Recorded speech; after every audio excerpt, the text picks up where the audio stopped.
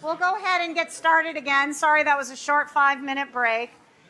What we're going to do now for the next 50 minutes is we have a panel. So all those things we just talked about social determinants of health and health, you can ask these esteemed panel members who are here today. I do want to let you know, we talked about the COVID numbers are high, and we have one panel member who unfortunately is ill. Father Kevin is unable to participate. He's always got some wise input and some good information, so please ask him about that as he comes back after being ill so that you can talk more about it. Dr. Piamonte, I think you guys already know, right, who's here. And then by Zoom, we have a few panel members. First, I'd like to start by introducing Dr. Elizabeth Ferguson. And she's a plastic surgeon at Valley Wise. She mostly does breast reconstruction, some tertiary burn and trauma reconstruction. If you don't know, they have a nationally recognized burn center at Valley Wise. So thank you for your work, Dr. Ferguson. She's originally from Minnesota.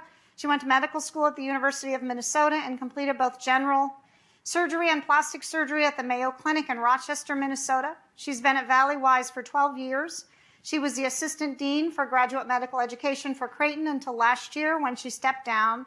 She's married with 2 small kids, 4 months and 21 months. And you were up with the little one last night in the middle of the night, so I don't know when you slept. Pretty much all night, but I'm a surgeon. I'm used to it, right? All right.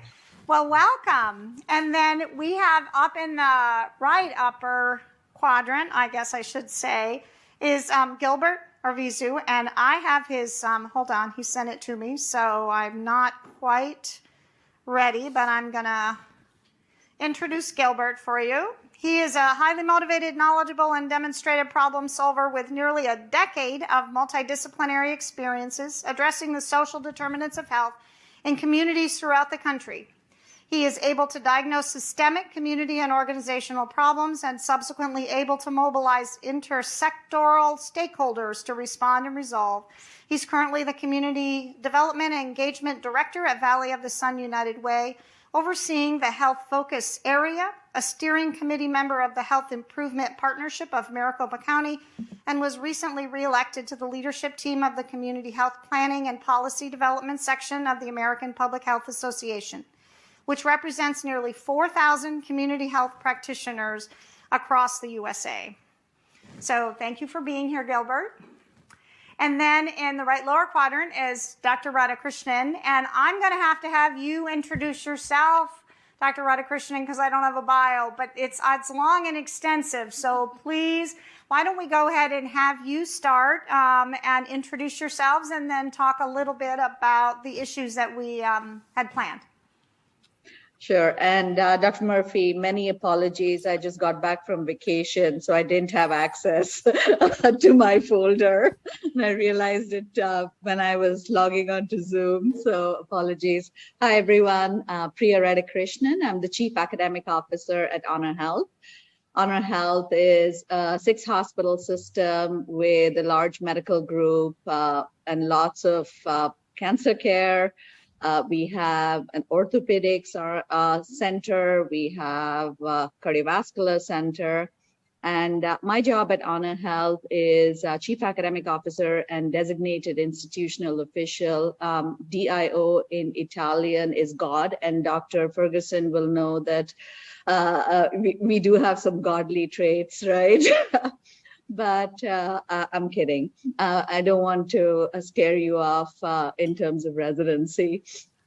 But, my passion is social determinants of health. I used to work at St. Joe's, and actually his little bit of history was part of the initial training team. I was the chair of medicine who we went to Omaha to start the partnership. And it's so wonderful to see this college so rich. And of course, in no small part to the faculty and Dr. Ferguson. What I do in terms of social determinants of health is I lead the health equity plan. And there are 2 different components. One is diversity, equity, and inclusion. And the second is social determinants of health. So Honor Health has a long history of service to the community. And we have one of the oldest food banks in the community. It's called Desert Mission Food Bank. And about 4 years ago, we actually launched our Social Determinants of Health program because while we had the food bank, there was no connection between the healthcare, the physicians, the nurses, and it was really based on patients articulating need. And so in the last 3 years, we've done over close to 1 million assessments in food insecurity and other social determinants of health. And I'll talk about it, a little later. The why is, so we have a food and medicine program. The why is because 80% of healthcare outcomes are non-medical or non-surgical. And this is the reason we need to really know about it and address it. Some of you may have read the Washington Post editorial last week on the woke doctors. And while I respectfully disagree with the editorial team it was not the Washington Post, it was the Wall Street Journal, sorry. I respectfully disagree. If you have a patient with diabetes or you have a patient you've done surgery on and you know that 80% of the outcomes, so whether their wound heals or their diabetes is treated, you have no control over. The reason why I do this job now is because we need to take control and we need to serve our patients. And so with that, I'll stop. Thank you so much. Dr. Ferguson, do you want to talk a little bit about your work and then the barriers and just social determinants of health and how you deal with patients in those perspectives? So when they first asked me if I would participate in this panel, I was like, well, I'm not really qualified because I don't have Dr. Radhakrishnan's quite global view of all of the programming that she has helped develop at Honor Health. But really, I'm kind of just a subspecialist, boots on the ground, who I go to clinic every day and I talk to patients. And I think the primary, Dr. Radhakrishnan is exactly right? If I operate on somebody and I do the world's greatest operation and they have poor nutrition or difficulty with hygiene because laundry facilities are not accessible to them, transportation to appointments is hard. I have a super sweet 72-year-old lady who we did an oncoplastic breast reduction on and her wounds fell apart. Well, she's diabetic and she had run out of insulin and didn't have a ride to get to the pharmacy to get more insulin. Hygiene was an issue for her. She doesn't have laundry facilities. She doesn't have family or friends that can help her. She's on a fixed income. So she lived on frozen waffles for the 2 weeks after surgery until she felt energetic enough to walk to someplace to get food. And you might think, well, it's the age of Uber and Uber Eats and DoorDash, and everybody can get Instacart and grocery delivery, but all of those things come with a cost. And if you're on a fixed income, there isn't any. And so I feel like for the average person who is just sitting and looking at patients, right? I'm not at an institutional level anymore making decisions or policies or programs. But it really comes down to having open eyes, good emotional intelligence when you're talking to patients about their postoperative care. Patients are really proud, and a lot of them don't want to tell you that they're struggling. Some of them take their shower. This patient took her shower for the week the day before she saw me so that I wouldn't realize how rough things were at home. Well, that's all great and fine, but I don't want her to impress me, right? So picking up on little things in the dialogue and hearing some of the little things, watching their face twitch just a little bit when you talk about good nutrition. So good emotional intelligence and being open enough to ask questions from there, but also having enough knowledge of systems and resources to be able to say, okay, well, this is an issue. Let's see what we can do to help you. And Dr. Radhakrishnan mentioned the diversity, equity, inclusion component of this.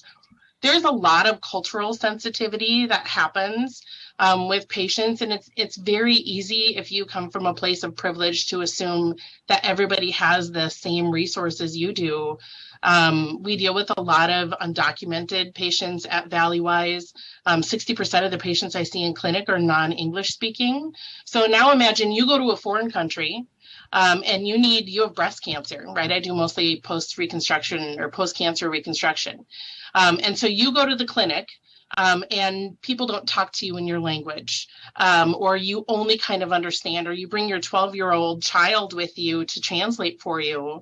That 12-year-old doesn't have the understanding of the nuances of medical decision making, chemotherapy versus radiation, lumpectomy plus radiation versus mastectomy. Imagine how hard it would be to get good care in that situation. And so I really feel like our job, regardless of the specialty you go into, right? Most people think subspecialists are not nearly as involved in it, but anybody who has face time with a patient, it is your emotional intelligence, your skills of observation, your willingness to have some really difficult, uncomfortable conversations sometimes, and knowing where your bias is. If you are a man and a Muslim woman comes in and refuses to let you examine her, this is not something to be pushed. It's not a matter of her being uncomfortable, of you not being kind or gentle enough. Like, that's just a cultural thing that is not okay for some women. And being sensitive to that can actually make the difference of whether or not that woman gets a good breast exam and somebody finds a cancer early versus waiting until it's a rotting tumor that you can smell from across the room. Thanks. Dr. Ferguson, what questions do you ask to find out about the food insecurity? What specific questions worked? So I think it depends on the patient. And I mean, full disclosure, I probably have the same 4 or 5 conversations over and over again because I have a very small niche surgical subspecialty practice. But so when I'm talking about an operation with patients, I will talk to them about what home is like, who lives with them, what kind of help they're going to have after surgery to help determine, do they have somebody who can help them with hygiene, with wound care. We talk about the importance of good nutrition following surgery. And if they hesitate or there's any resistance, I'll ask them if they're concerned at all about their ability to support their nutritional status postoperatively. I feel like it's really a conversation. And with the EMR, I think more and more physicians, just because of time pressures, right? We just auto pull components of social history, past medical history from the EMR. And I think there's a lot less of those conversations happening sometimes than there should be. But I mean, I'm kind of old school, so I do the entire social history myself. I think you can do it without adding too much time to the encounter, but actually asking those questions in a way, not standing up, not staring at your computer, not with your hand on the doorknob, right? Because nobody believes that you actually are going to listen to anything they say if you're standing up with your hand on the doorknob and say, any problems with food insecurity? Nobody's going to feel like that's the right moment to come forward.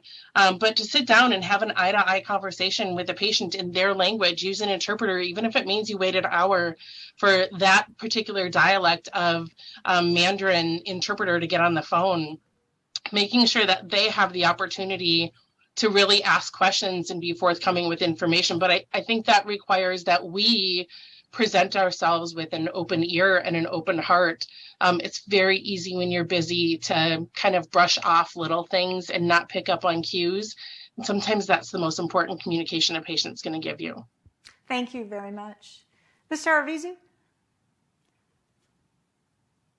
Yeah, thanks for the invite. I was going to join you all in person, but I have a known COVID exposure and I didn't want to give the gift that keeps on giving. So, but yeah, so my lived experience is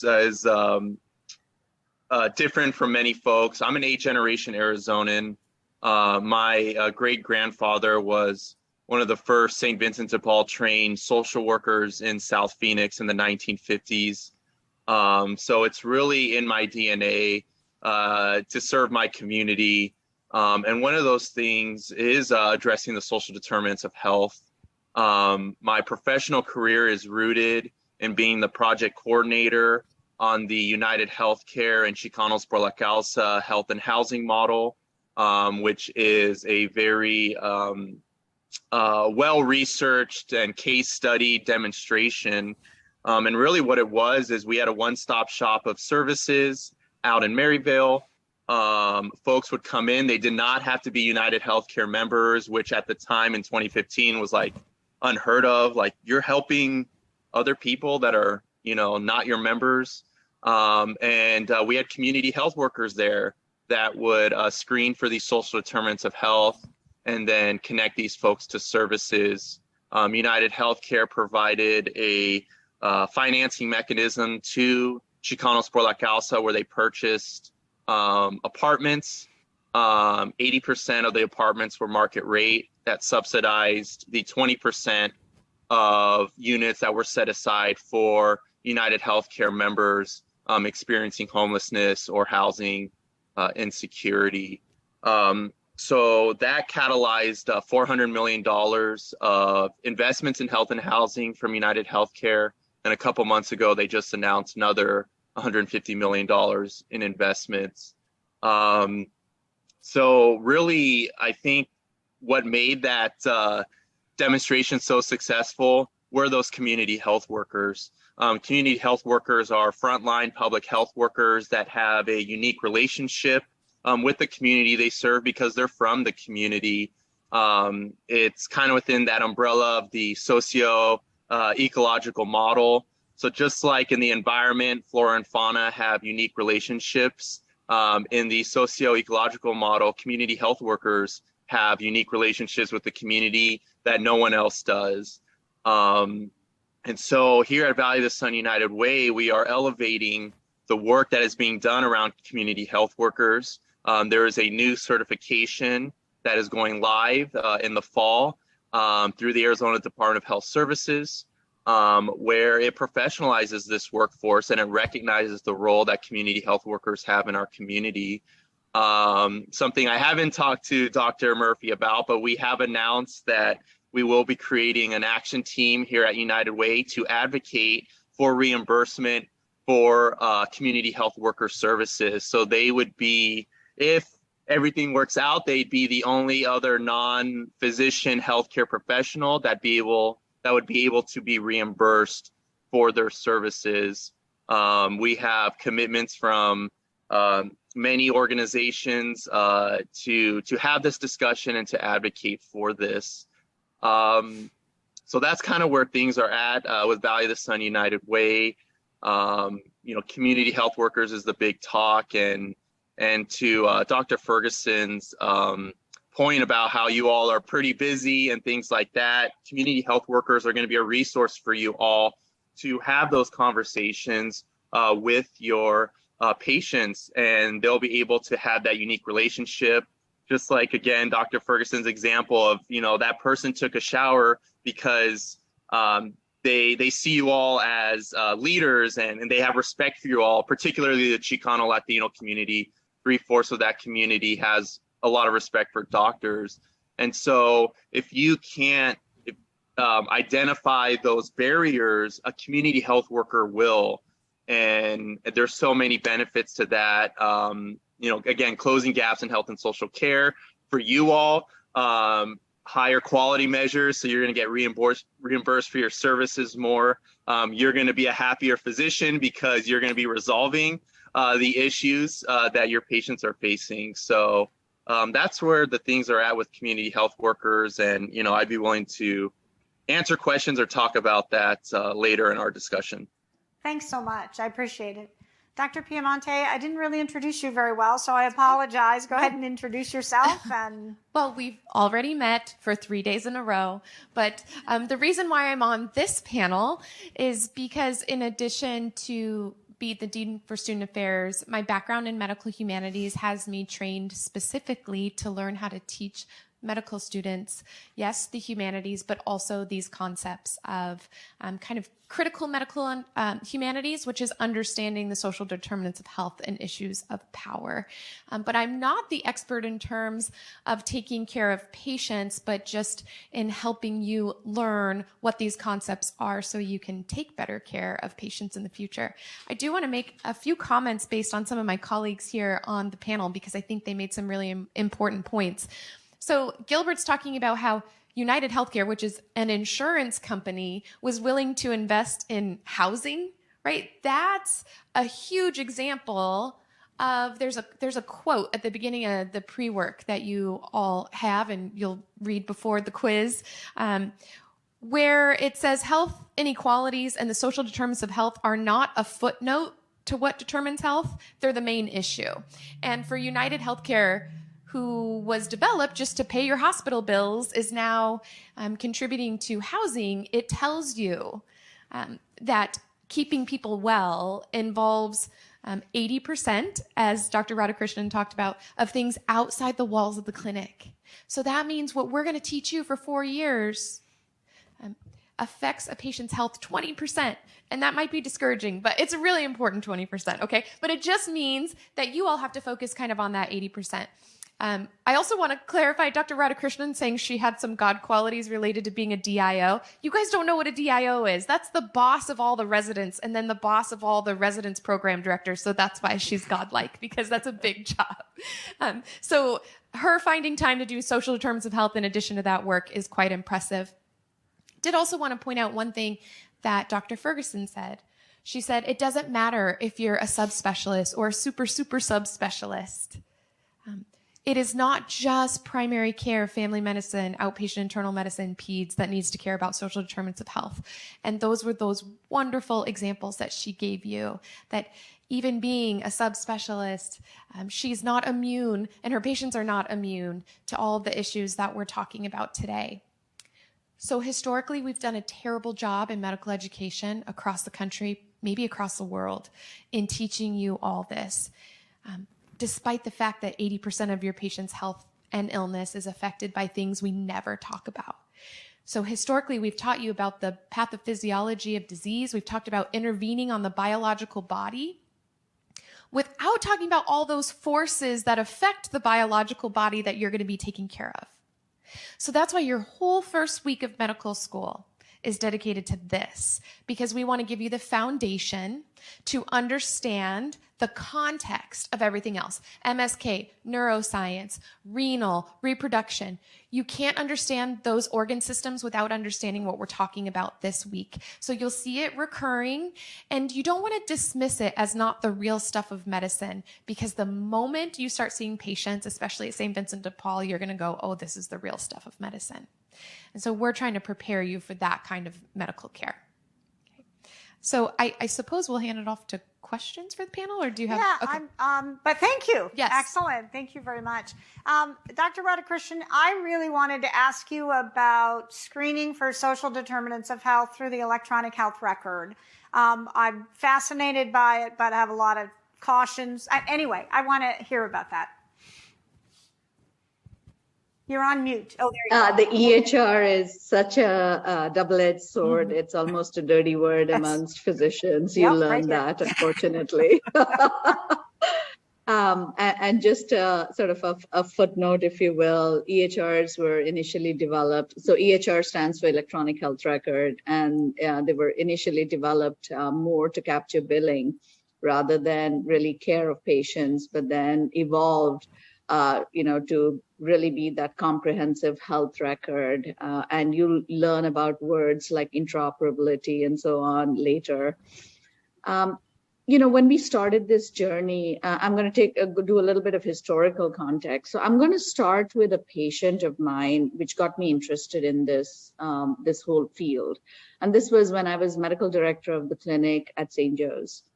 I had a patient, his name was Mr. W., 60 years old, and we were in the era of paper charts.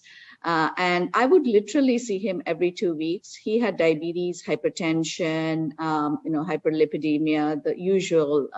He was African American. And, I would see him the minute I would walk into the door, I'd look at the paper chart. And most of the time, and looking back, about 80% of the time, I didn't have his health record. And that was because it was in other parts of the hospital. When we were in paper chart world. So for those of us that feel angry about EHRs, one of the beauty is that we actually have records real time, and I can do my records even from India. But he would come in and he would have a blood pressure of 200 systolic. His heart rate would be high. His blood sugars would be 500. And of course, as a primary care internal medicine doc, this is what I got fixated on, right? I mean, like the minute I saw 200, I'm like, he's going to stroke out in my clinic. I got to, and I would go into sort of that acute care mode.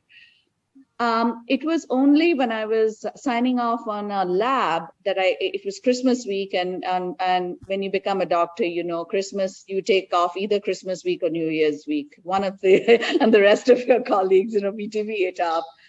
And again, this was in the old time of signing off. And I got a X-ray that showed that he had a pulmonary nodule. So the next thing you do is you find an old X-ray to compare it. This was the first time I actually had his full chart. And then I found that he didn't have one X-ray or two X-rays, but he had 18 CT scans in 3 months in 3 hospitals. And a primary care doc, I never connected the dots. So the next time I saw him, I said, why are you going to so many ER visits? And it turns out that he was deathly afraid that he was going to die of cancer. He had prostate cancer at the age of 40. He was a very proud man. And his masculinity was anchored it was his identity. He didn't care about diabetes and all of that. And so we developed this patient-centered medical home model wherein we identified patients. You learn the word high risk. And it's basically high risk for readmissions, high risk for hospitalization, and ultimately high risk of dying from chronic disease. And so we developed the model at that time. And we partnered with an insurance company. So some of your questions may be, why do insurance companies care? United Health, Mercy Care Plan, all of the insurance companies, much as I would like to believe that they're completely altruistic, a patient like the one that I talked about, actually, I know this because of the work that I did, cost the insurance company $1 million. And if we reduced ED visits, because he would go in 30 days, he sometimes had 45 ED visits. So you learn the geography of downtown. He would walk from St. Joe's to, at that time, St. Luke's to Banner, back to St. Joe's, sometimes in 24 hours. So that's where it started. And I'm going to make it short. May I share my screen? Sure. I think you have to, because I just want to show you the informatics part of it. And so, we talked about healthcare records and the EHR. Are you able to see my screen? It's coming up. Yes.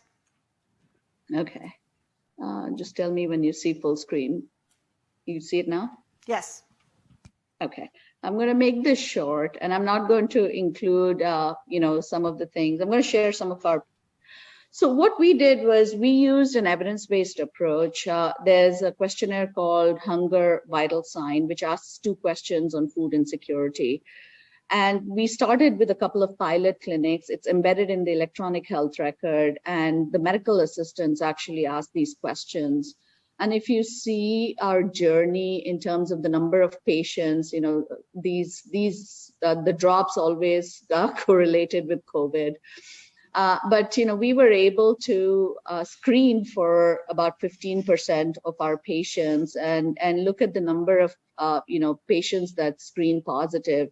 And these are in neighborhoods, not just in inner city Phoenix neighborhood. I practice in 85255, which is one of the really wealthier neighborhoods in Maricopa County, and we have about 5 to 6% food insecurity screening. And this is how our journey went. The number of patients that screen positive, and the COVID pandemic has definitely taken a huge toll, as have the current economic crisis.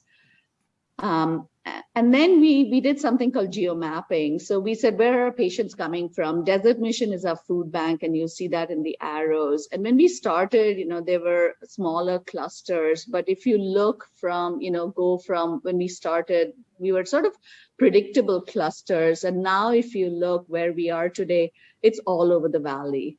And that's an important thing. So when you go to a practice, which patients may be driving in good cars, and we saw this during the pandemic, people lose jobs and become food insecure, and then lose housing, and then ultimately it sort of impacts the entire population. And so one of the issues that we actually faced was we screened positive, but now what? And I think one of our, I think Dr. Ferguson talked about, really having pride. People don't want handouts. And I think that's a really important, how we deal with patients and how we relate to patients is really important, because our stats are, we refer about 10% now to resources, but only 2 to 4% actually got these resources. And it was a combination of things like, I don't want it, I don't want to ask for handouts, versus it was really hard for them to even receive it. And then, we know that employment has a strong association with social determinants of health, but if you can see the change in status, what is really interesting is about a third of our patients actually work full-time, sometimes 2 jobs. And these are what we call the working poor. When you have 2 jobs and you're paid by the hour, you don't want to take time to go to the doctor because that's loss of pay for you. But also our retired folks were really, going up. And then, of course, when we compare to our county census, African American or Black American and Alaska Indian or Alaska Native were actually, higher proportion of patients as well. And then I'm going to end with a case study. So this is a case study of a patient, the blood pressure, which was high initially, got the food intervention, and then you see sort of the blood pressure being mapped. And that's why it's important. Same patient with a hemoglobin A1C of 11, and now coming down to 6 with food intervention. And I'm going to stop sharing there. I can talk about it for hours and hours, but that's why it matters. We're also doing things like now looking at readmissions, looking at surgical site infections. One of our students did a project on the ortho bundle. So orthopedic patients who had knee replacement were about 10 times more likely to be readmitted with complications if they scored positive for food insecurity. And so it's really important for us to build a framework, because it's a feel-good thing. You want people to donate, you want everyone to really participate in the community, but you need to analyze and see, we have limited number of dollars, so where is the biggest impact? And as physicians, I think, understanding the assessment and of course, making sure that the dots are connected is our role. At least that's what I feel. Thank you so much. I'd like to open it up to questions now. Sorry. Okay. So yeah, my question is. Can you hear? Yeah. Can you hear? Can the panelists hear? Okay. Okay. So this question is for Gilbert Arvizu.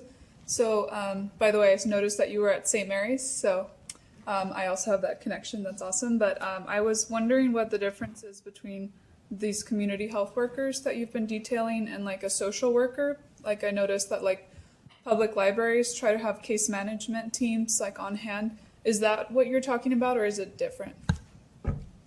Yeah, so context is everything. So case management, and you can kind of loop in utilization review in that as well. We're initially designed to save the hospital money.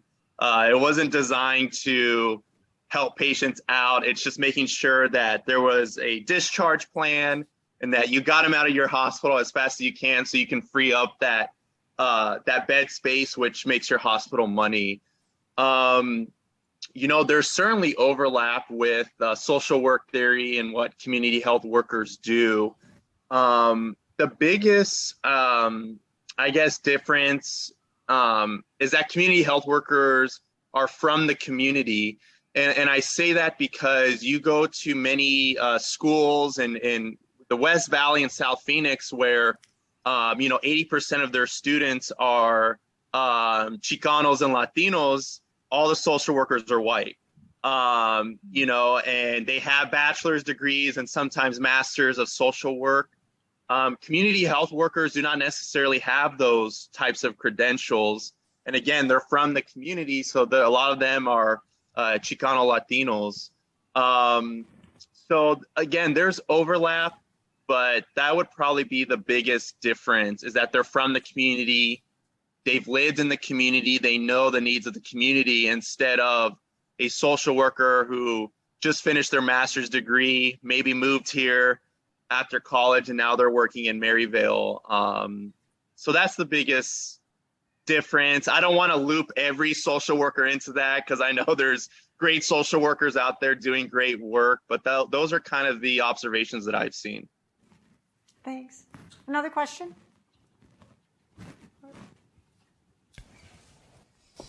First of all, thank you all for your time and meeting with us on our first day of seventh, sometimes eighth grade for a few of us.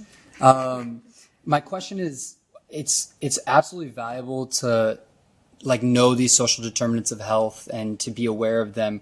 But just imagining ourselves in a one-on-one setting with patients, where a patient comes to our room and we're able to efficiently identify these social determinants of health.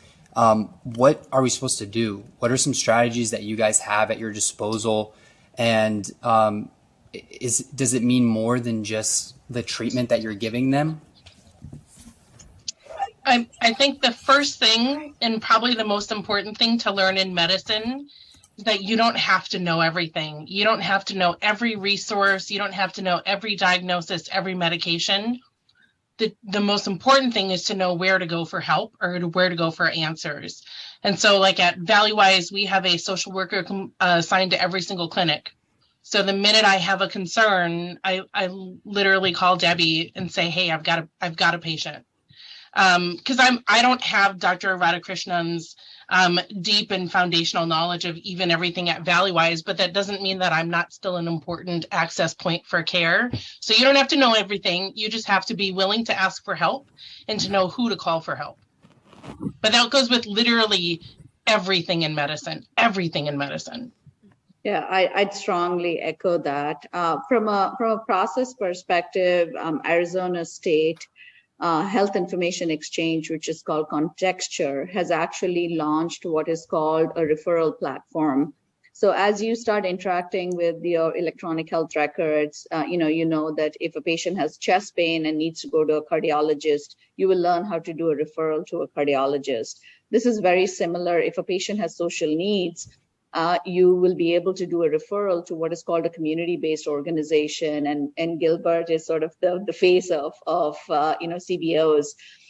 Community-based organizations vary from 1 to 2 mom and pop shops, which are passion-based. My son had healthcare issues, and became homeless, so I want to serve the community. To really sophisticated, big, community-based organizations. Circle the City that helps with homelessness is one of those. And so what the state is trying to do is really make an inventory of all the community-based organizations, and then develop a process where electronically you can actually do a referral, very similar to a cardiologist. And the cardiologist office, gets your referral. They call the patient and say, we'll make an appointment for you. Very similar process. It's very nascent right now. But the future is really using electronics. I'll add that during COVID, we studied healthcare disparities and telemedicine. When we switched rapidly to telemedicine, everybody did, right? And we actually found that in chronic disease, access to care increased for underrepresented minority groups, because most people have a cell phone. And actually, I even now take calls from a Walmart because it has free, patient is at Walmart because there's free Wi-Fi. And I'm able to conduct a telemedicine visit to look at data points for diabetes and so on, which is why this electronification actually helped. There's going to be lots of growing pains, I have no doubt. Anything electronic has a lot of pain involved, is what we've learned. But it is a laudable program. I'd like to add to that discussion about that closed loop referral system that was just mentioned. That was also a major part of that United Healthcare and CPLC demonstration.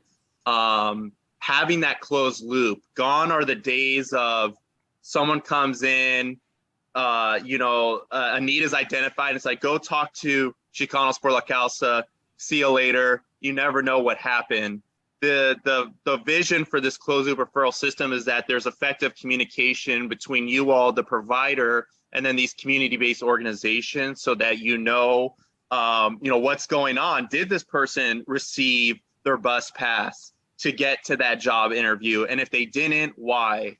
Again, going back to the community health workers, hopefully in a year or two, my vision is going to be, you all are in the clinic, you all identify the need, you have that empathy, you understand what these people are going through. And as soon as you leave the room, a community health worker comes in and they're able to do their work and to connect the folks to where they need to get done. I'm also a master's science student at Johns Hopkins right now in healthcare management. And one of the things we were talking about related to medical devices and things like that is these health IT new closed loop referral systems are not like regulated by the FDA. It's like, where do they fall under? Are they a device? Are they diagnostic? So it's kind of open game right now for these things. And that brings up concerns from the community-based organization side. The first thing is with data. We're going to be giving all this data to Contexture and Unite Us, which is the actual platform. And it's like, what are they going to do with this data? Are they going to share it with people? And when a provider or someone signs on the dotted line saying they're going to use this platform, are the folks literate enough to understand what data they are giving up and things like that? A second concern has to do with what's called the wrong pockets problem. And that is where the state is expecting a community-based organization to enter their data into this platform, but they're not being reimbursed for those services. So now that creates equity issues. Can a small mom and pop nonprofit be able to hire another person to enter all that data? And the answer is no. And so I actually have a meeting with the state this week, and then meetings with Stuart Butler and Len. I'm forgetting the other Len's last name, but they're senior fellows at the Brookings Institute and Urban Institute.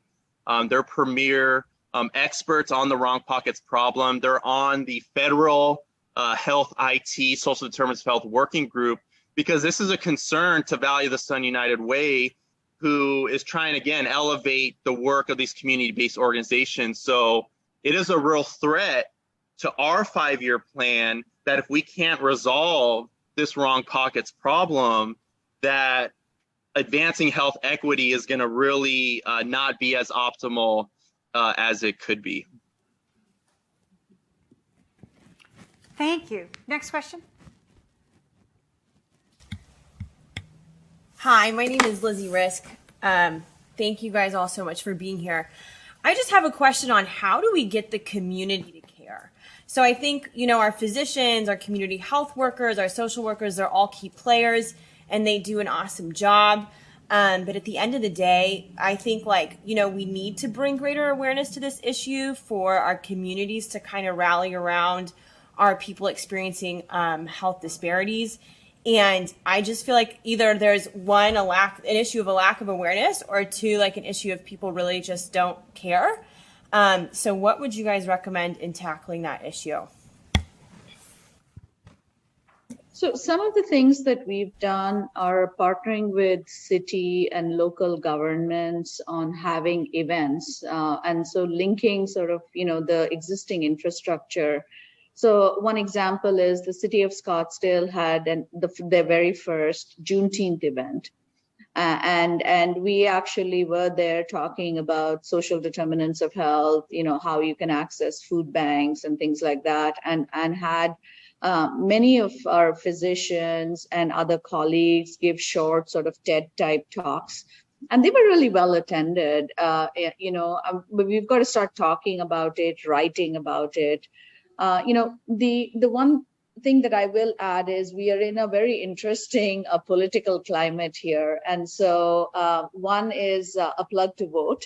Tomorrow you really do need to register. If you haven't registered to vote, please do. The elections are around, because funding really is determined by a lot of these, by state and local governments. So that's one. The second is a lot of community-based organizations have events within communities and really linking them. So Dr. Ricardo Correa, you'll probably hear him at some point, is such an advocate for, for the Latinx community, and regularly goes on TV and, writes about it. And so for those who are interested in this work, and are interested in studying it, reach out to faculty champions. I'm happy to talk to anyone who's interested, because it's also a scholarly project, which you will have a requirement for.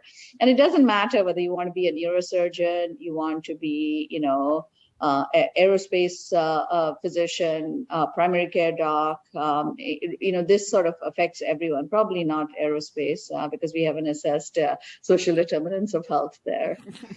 The other thing I just want to put a plug is we've seen a lot of medical students and students in general actually being impacted with social determinants of health. And so oftentimes, we don't realize it until quite late. And so I would put a plug to, understand resources. There's lots of resources in our community, and make sure you avail of the resources as well and become a champion. So I would like to share my experiences overseeing a team of community health workers. And again, this is in the socio-ecological model, which is, how about now? Can you hear me now? Still can't hear you. Okay, hold on. We got you. You're back. Okay, sorry. So I just want to share my experiences overseeing a group of community health workers. And again, this is in the socio-ecological model, which is... We lost you again. All right, I switched microphones. Is that better? No? We can hear him. It's okay. Liz, can you hear him? Yeah. Everybody's gone. Even everybody gone? my microphone's gone. Help. Can you hear any of us? We love technology. We hate technology. Are we back? I think we're back. Can you guys? We can hear you. Okay, we can hear you. We Go ahead. heard you. Okay. Okay. Okay, all right. So I will go really quick. I just want to share my experiences about overseeing a group of community health workers. And again, this is in the socio-ecological model, which is individuals are at the center. They develop relationships with other individuals. They form organizations, schools, small businesses, unions, whatever. Those organizations create a community, and then the public policy controls the chaos, as I like to describe it, in the community.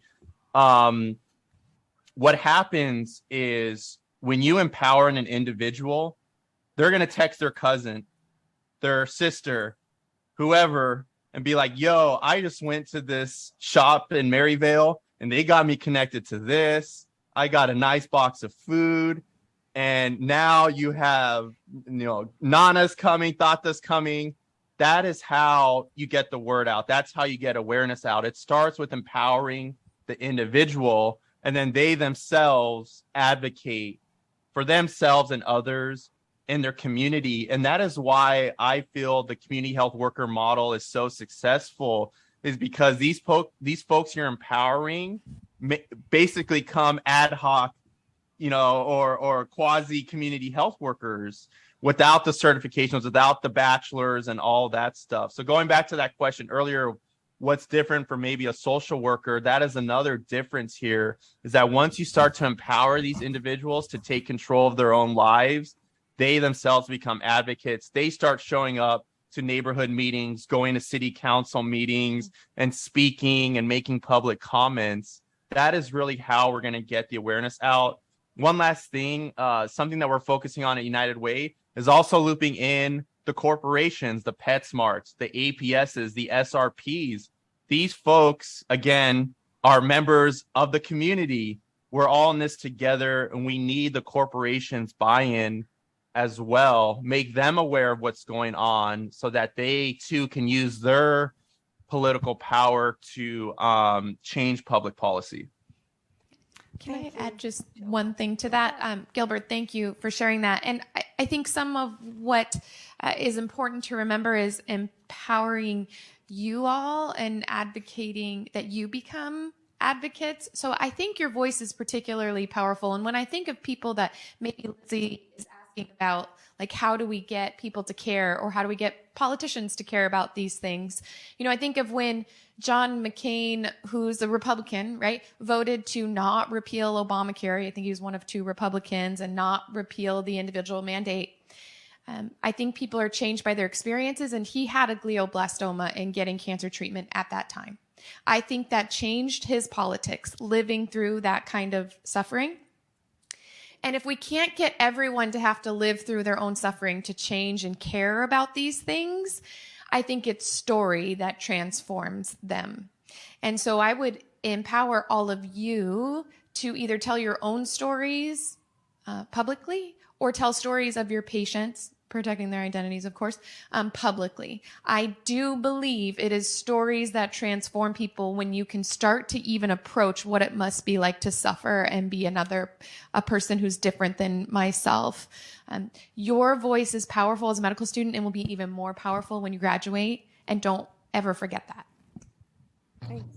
One other thing, I think we underestimate the impact that an individual can have, right? Like, you look at 80% of health is determined like this, and 15 to 20% of patients have food insecurity. So really, what difference can I make? I think we just in general tend to do this if it's got to be all or nothing, right? If I'm going to study for the exam, I have to have 2 dedicated hours to sit down and study. I have to have my perfect coffee mug and have the perfect ambiance, when really those little snippets of 10 minutes here and there can make a big difference in terms of your mastery of material. I think social determinants of health is exactly the same. Every conversation you have with a patient or a patient's family member or somebody in the community is impactful. And we think mission trips are super sexy, right? Like, I got a stamp on my passport, I went to Vietnam and I fixed some cleft lips and palates. And that's all great and fine, and that is incredibly impactful care. But we forget that there were 5 people living under the bridge that I drove past on my way to the airport to go on this mission trip who have no better access to care than the people in Vietnam do. And so not getting focused on like this big, major, huge project or accomplishment, and really looking around you on a daily basis and asking, how can I have an impact, even if it's tiny, right? It's the whole water drop thing. Like, each drop has an impact and will create a ripple. Thank you. Excellent. Thanks to all of you, Dr. Piemonte, Dr. Ferguson, Dr. Radhakrishnan, and Mr. Arvizu. I appreciate it tremendously. So can you guys give them a hand? Thanks.